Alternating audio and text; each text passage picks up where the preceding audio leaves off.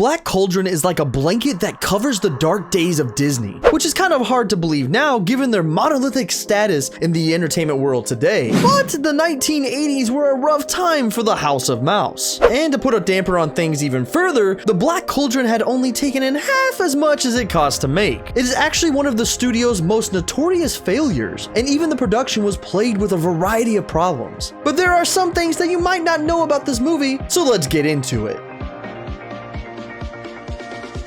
Hello everyone, my name is The Hero, and today we're going to talk about the darker side of Disney, the Black Cauldron, including some super scary things that we're going to talk about in this video, so stay tuned. So as we know with most Disney films, a lot of them include musicals, or at least big musical numbers. But one of the things that you might not know is that this was actually Disney's first non-musical film. Walt Disney made his name by putting music to animation. This was the main selling point of Disney's first feature, Snow White and the Seven Dwarfs. When the Black Cauldron arrived 48 years later, it was the first Disney animated film to deviate from this structure. And with it not being a musical, much of the film's score was cut, but was later critically acclaimed. The Black Cauldron's music was provided by Elmer Bernstein, who had provided a similarly spooky score for 1984 hit Ghostbusters. Unfortunately, much of Bernstein's soundtrack was removed or mangled in the theatrical cut of the film. However, the veteran composer would receive his dues when the score was separately released, with the Los Angeles Times describing it as a technological work of art. It's kind of hard to imagine watching an entire film without a score to back it up. It just doesn't really make sense. But the score and music wasn't the only thing that got cut in the final product, as the Black Cauldron was one of Tim Burton's first projects working under Disney. However, when some of Tim Burton's scenes were cut by the upper management, even though his fellow animators thought they were great, he had seen enough and left defiantly at that point. And honestly, years later, I would love to see Tim Burton's style for the Black Cauldron. It might actually make the movie even better. And by the looks of it, they would have enjoyed a better version, as the Black Cauldron was an eye-wateringly expensive movie. With a reported budget of $44 million, the film was even more expensive than 1983's Star Wars Return of the Jedi. It was also more than twice as expensive than Back to the Future, which was released in the same year. This might have been fine if the Black Cauldron had been a big moneymaker, but it wound up only making $21 million at the box office, taking a $23 million loss. And with the film actually having some upsides such as the voice acting, it makes you wonder if maybe it was all on the director, and if finding a new one would have been more suitable. Well, actually, it was nearly directed by the man behind the Lord of the Rings animated film. With the Black Cauldron being a serious fantasy adventure set in a medieval world filled with magic and monsters, this was new territory for Disney. But one animator and director had already tackled similar material, and that was Ralph Bakshi. And it had been reported that some at Disney recognized Bakshi's suitability for the Black Cauldron and asked him to direct the film. But it actually seems that Disney didn't come to pass with this, stating that the style of his filmmaking was not family friendly enough, which is actually kind of funny considering that there was a lot of scary dark scenes that was in the original cut of the film. It's hard to imagine any Disney animated movie featuring scenes that had to be removed for being too gruesome. However, reportedly this was the case for the Black Cauldron. To date, Disney has never released the original uncut version of the Black Cauldron. It is said that a total of 12 minutes were removed from the film, and much of this was taken from the Cauldron-born sequence in the final act. As if the army of skeletons wasn't horrific enough, the sequence originally showed them pouncing on living soldiers whose skin then melted from their bodies until they were skeletons. And stills of this unpleasant moment has been released. I mean, I know you gotta switch things up, but this isn't the Disney way. And ultimately, we know why they were removed. But not everything was removed, as there was also firsts for this film. This will be the first Disney movie to open with the iconic blue and white castle and falling star logo that lasted for decades, that is so nostalgic for fans today. And not only was the film's intro new, but it was also only the second Disney animated film to have end credits. And of course, this was a way that was adapted into movies everywhere, not just Disney movies, to help with audience retention, and nowadays to show some post-credit scenes. But another first that Disney did in this film was use CGI integrated with the animation. The technique had been used for a few limited scenes in The Fox and the Hound, but it wasn't until The Black Cauldron that CGI was used more extensively to depict like bubbles,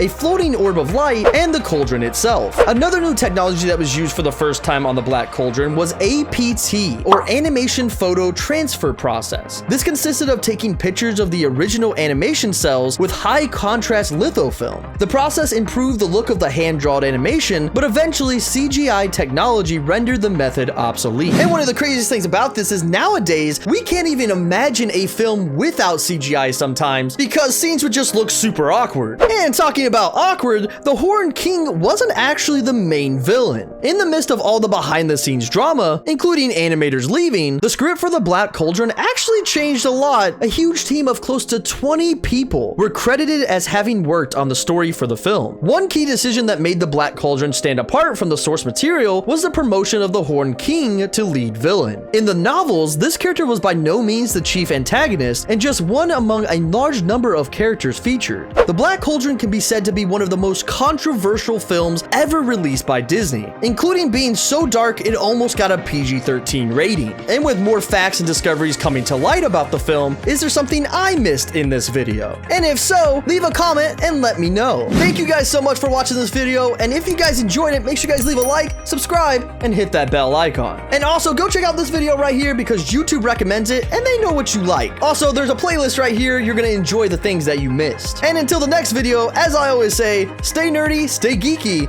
and I will see you guys at the movies. Bye-bye.